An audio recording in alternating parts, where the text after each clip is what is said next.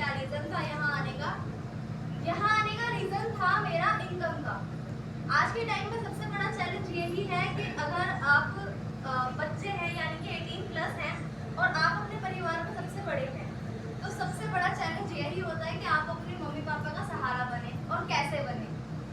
पढ़ाई भी अगर आप कर लेते हैं तो उसके बाद में चैलेंज आता है कि करें क्या, क्योंकि स्कूल्स में भी ये नहीं बताया जाता कि आपको इन फ्यूचर क्या करना है। वो भी इतिहास पढ़ाते हैं, इतिहास पढ़ के कुछ नहीं होने वाला।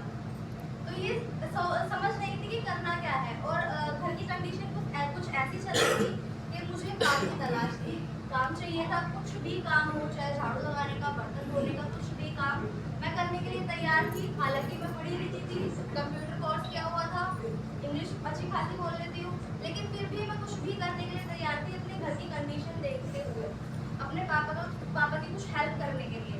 फिर यहाँ पर मेरे रिलेटिव आते थे, वो अपनी हेल्प के लिए आते थे। तो मैंने सबसे बोला हुआ था अपने आसपास कि कोई भी अगर काम मिले तो आप प्लीज़ मुझे बता देना। तो उन्होंने मुझे बताया कि वहाँ पे ऐसे ऐसे एक हेल्थ सेंटर है, हेल्थ सेंटर ही बताया था, तो आप जाओ वहाँ पे बात करो। वहाँ पे सर ने मुझे बताया था कि एक लड़की की ज़रूरत है आपके काम के लिए।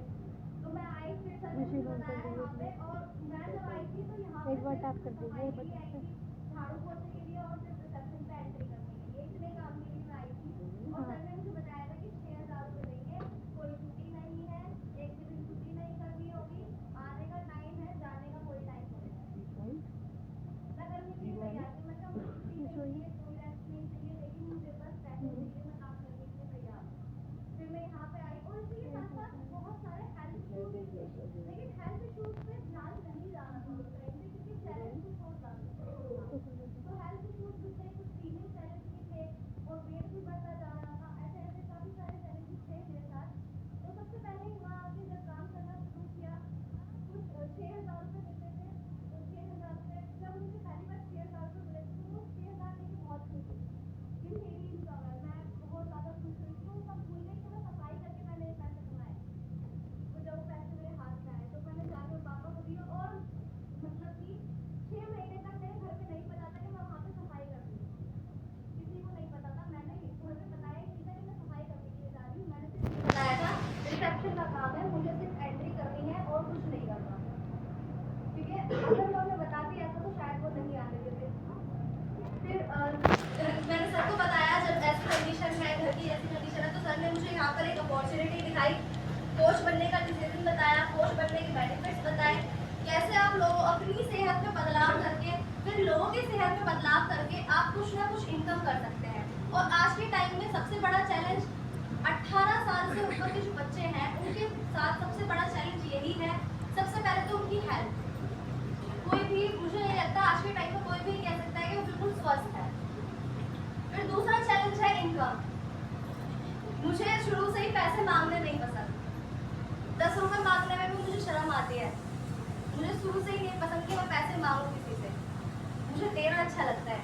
तो फिर जब यहाँ पे आई, सर ने अपॉर्चुनिटी दिखाई, सर ने पूछा कि ऐसे ही चलना है या कुछ और आगे भी करना है। फिर वहाँ से पहली बार में तो कुछ समझ नहीं आया था, फिर दूसरी बार में समझाया, बताया अपॉर्चुनिटी, कुछ सवाल क्लियर करे, तो कुछ ऐसी बातें सर ने बोली जो मेरे माइंड में सेट हो गई। और मतलब लग गया कि कुछ भी नहीं कर रही है तू, क्या लाइफ है ये। अगर अपने सर ने एक बात बोली थी, अगर आप गरीबी में पैदा हो रहे हो वो आपकी गलती नहीं है, लेकिन अगर आपके माँ बाप गरीबी में मर रहे हैं और आप गरीबी में मर रहे हो वो आपकी गलती है। आपका पैदा होना वो आप डिसाइड नहीं कर सकते थे, लेकिन आपका आगे की लाइफ कैसी होगी वो आपके हाथ में है। तो सर ने ऐसी ऐसी बात बोली तो मुझे यहाँ पर समझ आया कि आगे क्या करना चाहिए। फिर कोच बनने का डिसीजन लिया, अपनी हेल्थ पे काम किया, अपनी हेल्थ को अच्छा किया। अब लोगों की हेल्प कर रही हूँ, डेली नए लोगों से बात करती हूँ, मिलती हूँ, नए लोगों से सेहत पे काम कर रही हूँ।